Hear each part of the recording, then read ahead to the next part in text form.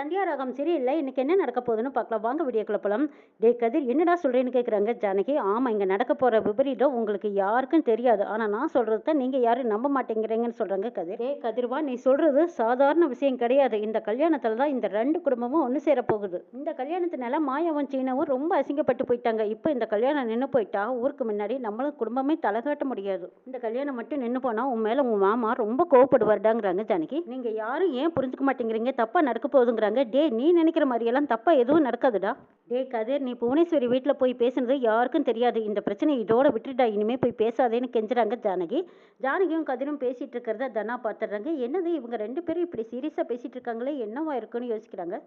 மறுபடியும் கதிர் ஏதாவது கேவலமான வேலையை பார்க்குறானா அப்படின்னு தனா நினச்சிட்டு இருக்காங்க. டே, சந்தோஷமா இந்த கல்யாணத்தை எல்லாருமா சேர்ந்து ஒன்றா நின்று ஒற்றுமையை நடத்தலாடான்னு கேட்குறாங்க ஜானகி.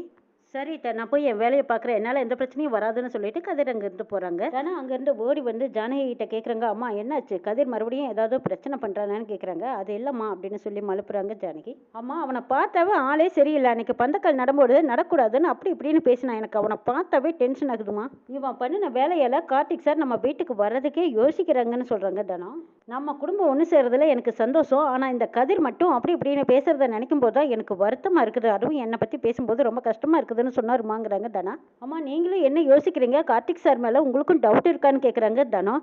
இல்லம்மா, எனக்கு அப்படி எந்த டவுட்டும் இல்லைங்கிறாங்க. பாத்தீங்களா, உங்களுக்கே கார்த்திக் சாரை பத்தி நல்லா தெரிஞ்சிருக்கு. ஆனா தனம், கதிர் சொல்றதெல்லாம் விட்டுரு. ஆனா புவனேஸ்வரி மேலதான் எனக்கு ஏனோ கொஞ்சம் சந்தேகமா இருக்கு, நம்பிக்கை இல்லாம இருக்குங்கிறாங்க. அம்மா, என்ன இப்படி சொல்றீங்க? கார்த்திக் என்னமோ நல்லவர் தான். ஆனா புவனேஸ்வரி பழைய பகையெல்லாம் மனசுல வச்சுக்கிட்டு ஏதாவது என்ன செஞ்சுடுவாளோன்னு எனக்கு அப்படிதான் தோணுதுங்கிறாங்க ஜானகி. அம்மா, என்னம்மா நீங்க பழைய பகையை மனசுல வச்சிருக்கிறவங்க எதுக்குமா இந்த வீட்டுல வந்து பொண்ணெடுக்க போறாங்க? நம்ம கூட பேசக்கூடாது தானே நினைப்பாங்க. அப்படியே பார்த்தாலும் அவங்க இந்த கல்யாணத்துல நிறைய பிரச்சனை வந்தபோது கூட வேண்டான்னு ஒன்றும் போகலையே. அவங்க கல்யாணத்துல எந்த பிரச்சனையும் பண்ணல, கல்யாணம் நடக்கட்டும் தான் நினைச்சு வந்தாங்கிறாங்க. ஏய் தனம், நீ என்ன அவங்களுக்கு ஆதரவாகவே பேசுறேன்னு கேட்குறாங்க ஜானகி. இங்க பாரு தனம், நீ சின்ன பொண்ணு. புவனேஸ்வரியை பத்தி உனக்கு எதுவும் தெரியாது. இத்தனை வருஷமா அவங்க மனசுல பகையோட தான் இருந்தாங்க.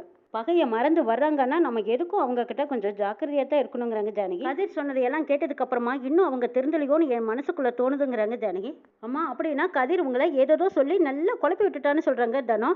அப்படி இல்லடி, இருந்தாலும் இவ்வளவு நாள் மனசுல பகையை வச்சிருந்தவங்க திடீர்னு ஒரு நாள் எல்லா பகையும் மறந்துட்டேன்னு வந்து நிற்கும் போது அது மனசுக்குள்ள நெருடல் இருந்துகிட்டே இருக்குதுங்கிறாங்க ஜானகி. சரிம்மா, கதிர் சொல்ற மாதிரி அவங்க தப்பானவங்களாவே இருந்தாலும் கல்யாணத்தை நிறுத்திடுவீங்களான்னு தனா கேட்குறாங்க. ஏ தனா, இது என்ன கேள்வி? அவங்க கெட்டவங்களா இருந்தா அந்த வீட்டுக்கு நான் எப்படி என் பொண்ணை கொடுப்பேங்கிறாங்க ஜானகி. கல்யாணத்தை நிறுத்தணும்னு நினைச்சா நான் நிறுத்திடுவேங்கிறாங்க. அம்மா, அப்படின்னா நீங்களும் கல்யாணத்தை நிறுத்துற முடிவில் தான் இருக்கீங்களான்னு தனா கேட்குறாங்க. ஏ தனம், அவங்க கெட்ட நோக்கத்தோடு தான் வந்து பொண்ணு கேட்குறாங்கன்னு தெரிஞ்சா நான் எப்படி இந்த கல்யாணத்துக்கு சம்மதிப்பேங்கிறாங்க ஜானகி. அம்மா, அவங்க எல்லாம் யாரும் கெட்டவங்களா இருக்க மாட்டாங்க. அப்படி ஒருவேளை அவங்க எல்லாருமே கெட்டவங்களா இருந்தாலும் கார்த்திக் சார் அப்படி தப்பானவர் கிடையாது. கார்த்திக் சார் ரொம்ப ரொம்ப நல்லவர். அவரை நான் முழுசா நம்புறேங்கிறாங்க தனா. என் வாழ்க்கை கார்த்திக் சாரோட தான் நான் வாழ போறேன். என்னோட கனவுகளுக்காக அவர் என் கூடவே நிற்கிறார். வகையில பார்க்கும்போது கார்த்திக் சார் எனக்கு ஹஸ்பண்டா வரப்போறாரு. கதிர் அதை கெடுக்கிறதுக்குன்னு பார்க்குறான். இப்போ நீங்க அவன் பக்கம் பேசுறீங்களேம்மா, எப்படி? கார்த்திக் சார் மேலே எனக்கு முழு நம்பிக்கை இருக்குது. இந்த கல்யாணம் கண்டிப்பாக நடந்தே ஆகணும். கதிர் தான் தப்பு தப்பாக பேசுகிறான், அவன் பக்கம் நீங்கள் பேசுகிறீங்கன்னு கேட்குறங்க தனம். தனம், நீ இப்படியெல்லாம் பேசாத. கதிருக்கு நம்ம மேலேயும் உன் மேலேயும் ரொம்ப அக்கறை இருக்குது. அம்மா, கதிர் அப்படியெல்லாம் இல்லை, என்னோட லைஃப்பை கெடுக்க பார்க்குறாங்க. எனக்கு ஏதாவது பிரச்சனை வந்தது அவ்வளவுதான், நான் சும்மா பார்த்துக்கிட்டு இருக்க மாட்டேங்கிறங்க தனம். நீங்களும் கதிர் சொன்னதையெல்லாம் யோசிச்சுட்டு இருக்காதீங்க. இதில் எந்த பிரச்சனையும் வரக்கூடாது, அவ்வளவுதான் நான் சொல்லிட்டேன்னு சொல்லிட்டு தனம் அங்கேருந்து போகிறாங்க. என்னடா இது, தனம் இவ்வளோ உறுதியாக நிற்கிறாளேன்னு நினைக்கிறாங்க ஜானகி. ரகுராம் அங்கே இருக்காங்க. ஜானகி போய் ஏதோ ஒரு பொருளை வச்சுட்டு வராங்க. ஜானகி, கொஞ்சம் நில்லு, ஏன் உன் ஒரு மாதிரியா இருக்கு? காலையிலேருந்து சிரிச்சு பேசி சந்தோஷமா இருந்தியல, இப்போ மட்டும் ஏன் முகம் மாறி இருக்குன்னு கேட்குறாங்க. அதுவும் இல்லைங்க, நம்ம வீட்டில் ரெண்டு பொண்ணுங்களுக்கும் ஒரே நேரத்தில் கல்யாணம் நடக்க போது, எந்த தடங்களும் வராமல் நல்லபடியாக நடக்கணுமில்ல, அதை தான் நினைக்கிறேங்கிறாங்க. ஜானகி, அதை பற்றி ஒன்றும் கவலைப்படாத, இது வரைக்கும் நல்லா தான் நடந்துருக்கு. நடுவில் தான் இந்த கதிர் ஏதோ குழப்பி வச்சுட்டான்.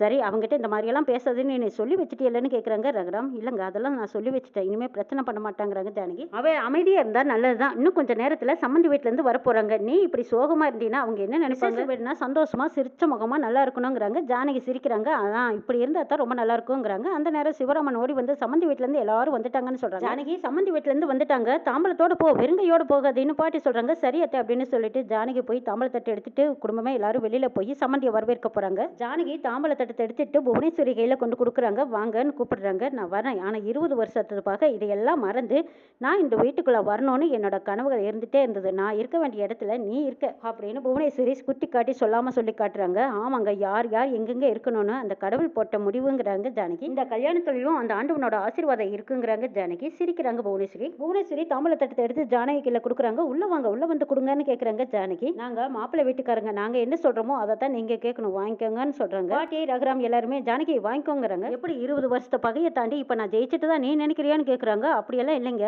இந்த கல்யாணம் நல்லபடியா நடந்தா போதும், அதுவும் என் பொண்ணு தனம் சந்தோஷமா இருந்தா போதுங்கிறாங்க ஜானகி. உன் பொண்ணு எங்க வீட்டுல தானே வந்து வாழ போறா, என் கூட தானே இருக்க போறா, உன்னை விடவே நான் ரொம்ப நல்லா பாத்துக்குவேன்னு சொல்றாங்க புவனேஸ்வரி. எந்த ஒரு பொண்ணும் பெத்த தாயை விட வேற யாருனாலையும் பாத்துக்க முடியாதுங்கிறாங்க ஜானகி. புவனேஸ்வரி சிரிக்கிறாங்க. பொண்ணை வச்சு விளையாடுற போட்டி கிடையாது, என் பொண்ணு சந்தோஷமா வாழ்வான்னு தான் நான் நினைக்கிறேன். தவறுகள் இருந்தா அதை சரி பண்ணிட முடியாது, ஜாக்கிரதையா தான் இருக்கணும். ஒரு சில விஷயங்களும் பழைய நினைப்புகளும் உன் மனசுல இருக்க ஜானகி.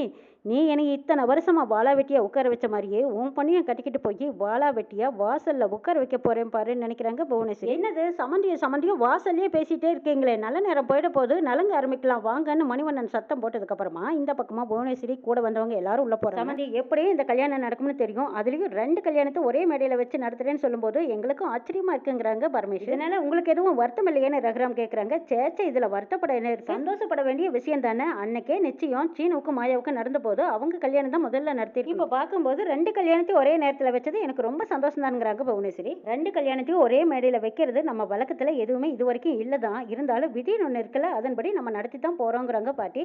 சரி சரி பேசிட்டே இருந்தா இப்படி தனாவை கூட்டிட்டு வாங்குறாங்க. தனாவை சாரு போய் கூட்டிட்டு வர்றாங்க. சாரு தனா 2 பேரும் மாடி விட்டு இறங்கி வர்றாங்க. ரகுராம் பார்த்துக்கிட்டே இருக்காங்க.